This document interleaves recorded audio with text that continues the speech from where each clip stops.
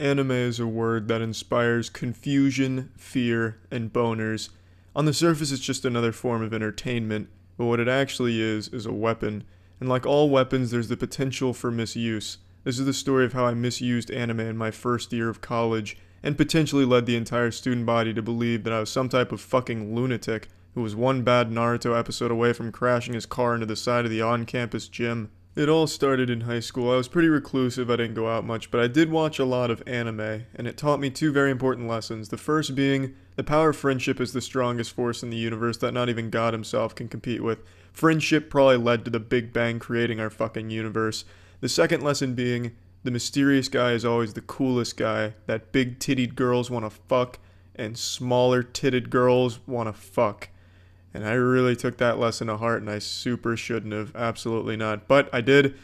And what happened is, as I graduated high school, I realized that college was my chance to really reinvent myself and change what people think about me, my perception, because no one knows about me. In high school, everyone knew me because I went to a small school, so I couldn't exactly just kick down the door one day sporting a leather jacket and riding a Harley Davidson and have everyone think I was super cool all of a sudden. They'd probably just think I was possessed by the spirit of a 40-year-old father going through his midlife crisis. But in college, nobody knew me, so I could be anything I wanted to be.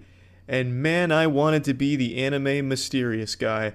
And holy shit did it lead to a very embarrassing and lonely first year of my college. So my college anime opened up with an incredible season opener, just a beautiful introduction. On move-in day, the literal first time setting foot in college soil, being an adult, a full-grown, full-hairy, penised adult on a college campus.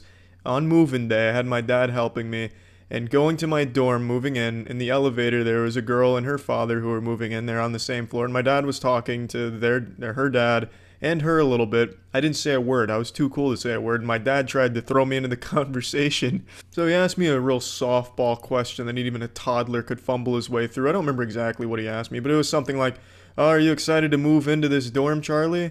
And I'll never forget my response because I remember this verbatim. I said, "You know I can't talk about that, Dad." I don't know why I said that. I guess in my head I thought that she would think that was super fucking dope, like I was some type of super secret agent that can't talk about his opinions. But really it just came across like, wow, this is a guy that I should be afraid of. But at the time, it didn't register with me like that was a weird thing to say. I went through the rest of that day being really proud of that, like, damn, fucking nailed it in the elevator. College is gonna be great. I just expected, like, if we saw each other in the hallway, she'd just be overcome with ecstasy and just charge me like, "Charlie's son," and then give me a smooch on my smoochers. But in reality, as you can imagine, that never happened. And that was really just setting the tone for the rest of that entire year for me. I wanted to, and luckily Kaya talked me out of it, I wanted to put an Xbox disc of Psychonauts around a chain on my neck, so that way people would know that I like Psychonauts. It's not exactly mysterious because I'm kind of beating you on the urethra with, I like this, I'm clearly wearing it. But I was like, this is so different. This is totally what an anime guy would do, like the mysterious guy. Another thing that I wanted to do, and Kaya again talked me out of it, he really saved me from having an even more catastrophic freshman year of college, is I wanted to carry around a deck of cards and do magic tricks at house parties or just around campus to really make people be like, damn, that was cool. I need that guy's number. Who was that guy? That guy's super cool. Let's invite the magic deck guy back, the magic card trick guy. That super awesome and fun guy. I didn't end up doing that, but I did used to do some magic tricks at house parties, which is still embarrassing, but the cards were already there. I didn't bring them or like come up to people, "Hey, you want to see a fucking magic trick?" They were at least there. It made sense at the time. But bringing them around like a mysterious guy, keeping them in like a Ziploc bag, there was no coming back from that. If I went down that destructive path, I'd probably be behind bars right now just from scaring the general populace. Like, what is this guy up to with this deck of cards? This is a maniac. Get him off the streets, this menace. But now let's talk about the things that the social savior Kaya wasn't able to prevent me from doing. One of the biggest ones that I can remember is I used to go to clubs because I obviously wasn't really getting invited to house parties. Because who's going to want to invite the guy who doesn't talk because he thinks it's cool not to? Like, I would blatantly just avoid answering questions in class. If I got called on, I'd just blow it off like, "Oh, yeah." I wouldn't even give like a yes or a no. I wouldn't be like "No, I don't know the answer." I wouldn't even give the answer. I'd just be like, "Oh, yeah, yeah, yeah." Just like fucking mumble it out like I was fucking overdosing on Xanax. So obviously no one was going to come out of their way to invite me to a house party. No one got to know me my freshman year. So I'd go to clubs by myself. And one time, it was New Year's, and I had these light up New Year's glasses, like, and they were some pretty fucking cool glasses, not gonna lie. And I was wearing them around my neck because they were so bright I couldn't really see. I was basically just flashbanging myself when I was wearing them normally with the lights going on and shit. So I had them around my neck, and this girl came up to me and started talking to me about them. And instead of like answering any of your questions, I was playing it the same way I did everything else. I just didn't say a word. She said something about my glasses, but she fucked up and called them a necklace. She said something like, I like your necklace. That's a cool necklace. They're glasses. How dare you fuck that up? But anyway, I just disregarded it and I stared at her blankly like a fucking robot whose programming just malfunctioned, or I just fell asleep standing up. But she kept trying to get me to talk to her, get me to open up. That goddamn hero, that trooper, she just kept really trying to pry me open, but it just wasn't happening. Getting me to talk and not be mysterious in my freshman year of college would be like trying to open up a dumpster and not have a wave of shit hit your nostrils. But she kept trying. She pulled out her shirt saying, "Do you like my shirt?" And it said something like, "Short girls know how to have fun," or something like that, or something to that extent. And I glanced at it, and then I immediately went back to staring at her without commenting on the shirt or even saying a word. I didn't make a noise. I didn't even make like a caveman grunt, like a Tim Allen. I didn't do anything. I didn't make a single audible noise. So I was basically just a fucking statue there. She tried again. She said something else about my necklace, and this time it must have just struck a chord, because I remember I pulled them off of my neck slowly and I put them on my eyes, and then I flicked them on the next setting, which was like this intense, glowing, like strobe light shit, like some blinding, banging strobe light shit. And then she walked away. I still didn't say anything because I just put them on my eyes and then turned that setting on and kept staring at her. So I don't blame her for walking away. And that was really when it hit me, like, maybe being the mysterious weirdo isn't going to pay off. But I still committed to it. I still kept going past that. That was New Year's, and we still had another 5 or so months of me being a odd, weird, anime-inspired, mysterious loser. There's really no other big events that really stick out to me, just a bunch of small stuff that I kept doing throughout the entirety of my freshman year.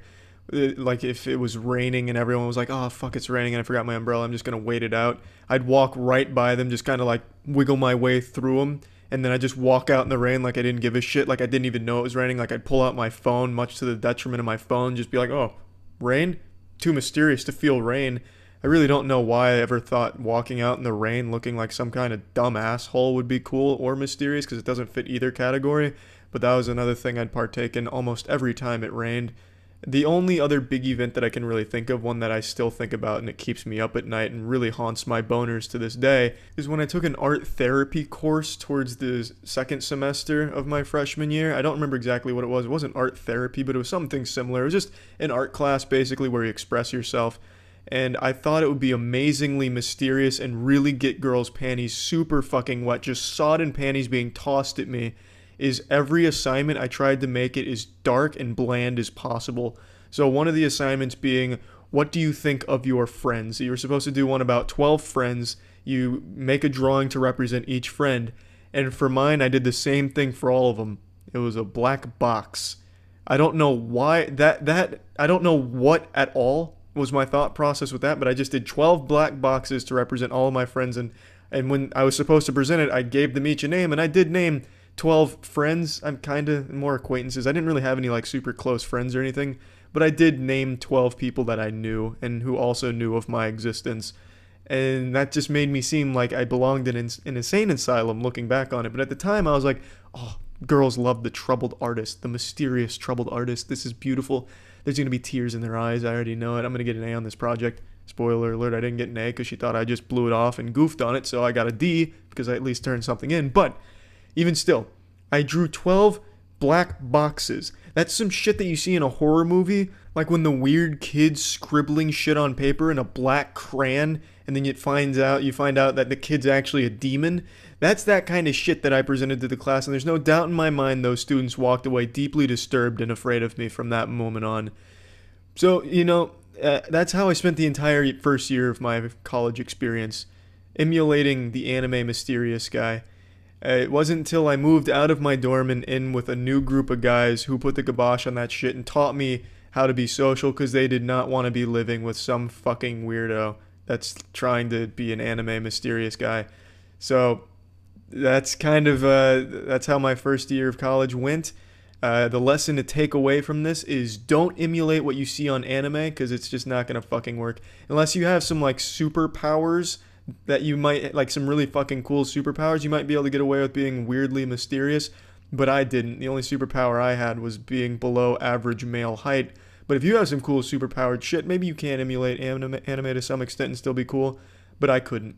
But I wouldn't recommend it to most people, the non-superpowered people out there. To the people that aren't X-Men, don't try and be an anime mysterious guy. Don't be weird. That's it. See ya. Occasionally during my live streams, people bring up Miami because I'm in Florida and everyone knows Miami, so they always want to know, have I been there? Do I like Miami? And I made it very clear that I have a very palpable disdain for that city, if you can even call it a city. I call it a scam. I almost just don't even believe in Miami. It's kind of like the fucking Tooth Fairy to me. If the Tooth Fairy was a huge asshole whose only purpose was to bite your nipples off while you were asleep, I really do hate Miami. So let's get really into the meat and semen of why I hate Miami. I've only been one time. It was my junior year of college, and my friends and I went for spring break. We were going to celebrate it there, just go fucking wild. Yeah, Miami Beach party. Oh, tits all over the place. Look at all that ass, and look at all these beers and alcohols. And that was the plan. But we severely underestimated just how expensive everything in Miami is. We knew it was going to be a bit pricier, but not even Jesus Christ himself could have convinced us it'd be as expensive as it turned out to be. There was only one thing in all of Miami we could afford, and that was the hotel because we all pooled our money together to be able to afford that. Past that, we were left to die. The people in Miami wouldn't piss in your mouth if you were dying of thirst unless you had $1,000 to pay them for it. The prices there are out fucking rageous. We couldn't be left alone. We couldn't buy anything alone. We had to stay in a group and start budgeting our money. Hey man, look, I just ran out of soap and I need to get some at Walgreens. Can you spot me $50 so I can at least get halfway there and I'll cover the other 50? Because you can't afford anything. We couldn't buy a pack of almonds on our own without coming together as a group and budgeting that purchase. It's fucking insane how expensive everything there is. Let's go ahead and start from day one because it hit us immediately when we got there. We planned the trip for 4 days. We stayed all 4 days, but on the first day we knew we were in for a rude awakening. So day one we were already, ready to rock and roll, ready for partying. Hey, it's spring break. It's time to go nuts to butts. Let's fucking hit it and shit it. So we got a taxi, which was extremely expensive, got stuck in Miami traffic for an hour, and then made it to this area where all the bars are. I can't even remember what it's called, but there's a bar there that's like the Frankliner or maybe like the Frankie Doolittle or something. I don't remember, but it's a big bar there, and we paid $20 to get in, which is huge for us because in Tampa it's free entry if you're over 21. So paying $20 just to get in, that was a real slap to the urethra, but we did it anyway because spring break, baby. Woo! Shirt over your head and everything, about ready to go wild. And we made the mistake of ordering shots right upon getting there. Shots of Fireball, because in Tampa, a shot of Fireball is $3, and I'll never forget what it is in Miami at the Frankie Muniz Hotel or whatever. $18. $18 for a shot of Fireball. Fireball is the shittiest alcohol you can get in a shot, and it was $18 there. It was insulting. So after taking that shot, needless to say, it was basically like swallowing all of our money at the same time. We were already running out of money just from our first bar visit and first round of drinks. If I wanted to take that shot glass and dunk it into their pool, I'd probably have to pay $10 for their chlorinated pool water with pee all in it. It's unreal, the prices there. But it wasn't all lost upon going to that bar because there was a homeless man, probably not actually homeless, but he dressed like a homeless man, and he was doing magic tricks, and we got a little private magic show from him. And it was all hat magic, so he'd be doing cool shit with his hat. And his grand finale was he pulled out a baggie of cocaine from his hat. It was really fucking cool, and we all gave him $5 because he fucking earned it like a motherfucker. That man should be going on Penn and Teller's Fool Us, or maybe America's Got Talent. It was a great routine, and he's even got a little something to get the crowd energized. Just start throwing coke out. I could see him being a big magician someday. Hopefully he's doing well. We called it a night right after that because it certainly wasn't getting better than that magic show, and it certainly wasn't getting cheaper. So we went back to the hotel, and we started just drinking all of the alcohol we brought. That was a lot of fun, just 5 guys in the hotel room getting absolutely shit-faced because they couldn't afford to elsewhere.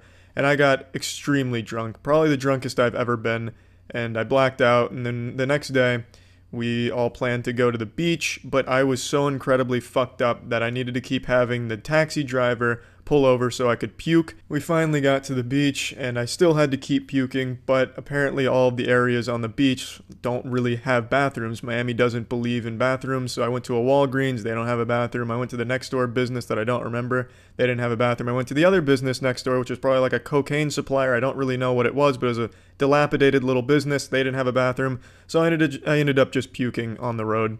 I just figured, why not? I had nowhere else to go, and I'm sure it's pretty commonplace in Miami. I'm sure I'm about the 5th guy that morning to puke on that road. And I was feeling like shit for the rest of the entire day. The beach was underwhelming. It was just like every other beach in Florida. There was nothing super special about it except for some trivia, like Dexter Season 2 was filmed, or the Dexter intro was filmed on that beach. Like, who gives a fuck? It was so boring. At least right up until a Category 5 hurricane hit Miami that day. It wasn't an actual hurricane, but there was a goddamn monsoon that blew through and completely annihilated us. Apparently there was like a fucking news warning that went out, like, this is going to be the biggest storm we've had in 10 years. And we weren't listening to the news or anything, so we just went to the beach. There wasn't a whole lot of people there, but I can see why now. And it was just this incredibly disastrous storm that hit, with intense wind that was nearly knocking me over and my friends, and this hardest rain ever. It was like we were getting hit by baseballs. It was so miserable. Walked away bruised and bloody, but undeterred. Our spirits were still as high as they could be, because come that night we were ready to try again. Bars were out of the question because we couldn't afford the drinks, so we thought, how about clubs? So we went to a club. I don't remember the name of it. It might have been Platinum or something to that degree. $300 to get into that club. That's excluding drinks. That's not included. $300 just to go in there. Unbelievable. Needless to say, we all didn't have $300 a person to pay to get into this shit-ass club on the side of the fucking road. So we didn't go to that club. I don't know why it was $300. Maybe Jay-Z, Post Malone, Lil Wayne, and Johnny Cash was revived and they were all playing that night. That might justify $300 to go in there. But we didn't do it, so that was another bust. And then we decided, how about a strip club? Miami's famous for their strip clubs, and we thought maybe King of Diamonds would be fun. But this time we wisened up before paying for the extremely expensive ride to the King of Diamonds or anywhere in Miami. We decided to look up how much it is at King of Diamonds. Way too expensive. In a nutshell, way too expensive. Strippers there probably wouldn't even look at you if you were throwing dollars at them. You'd have to be showering hundreds to even get them to look in your direction. So we didn't go to King of Diamonds or any other strip club either. That was day 2. Day 3, we gave up. Day 3, we took a day to just recoup. We hung out in the hotel. We walked around Miami just at like little mom and pop stores, I enjoyed that. That was kind of fun. We saw a little bit of the city. We went to some stores, couldn't afford anything there because you can't afford anything in Miami. That's the main lesson to take away from the experience. But we went to some little diners and stuff and tried a bunch of different foods that I'd never heard of before, which was kind of nice. But that was day 3. Spring break's really kicking in nice. Day 4, we tried one more time. We went to different bars.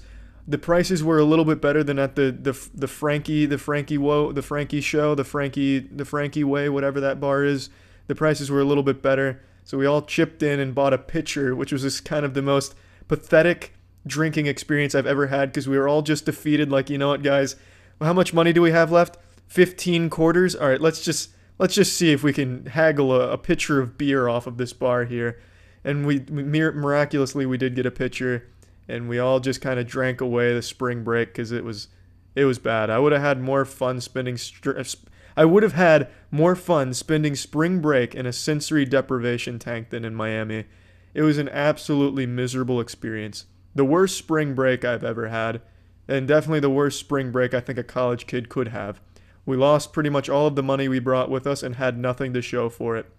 But it was kind of a good-looking city. It was kind of pretty, and walking around trying a bunch of different foods was kind of fun.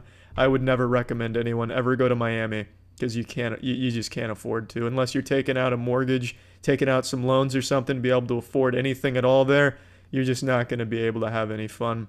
There's also a huge drug problem there. From what I could tell, I don't really keep up with the Miami news or anything. But walking the beach and shit, there are so many people asking you if you want to buy drugs, which was really uncomfortable. But overall, hated Miami. I would never recommend you spend spring break in Miami. Anywhere else. Literally spring break anywhere else. Go to fucking Antarctica, you'll have more fun. I don't really care where you go, but you will not have fun in Miami. That's the gist of it. That's it. See ya.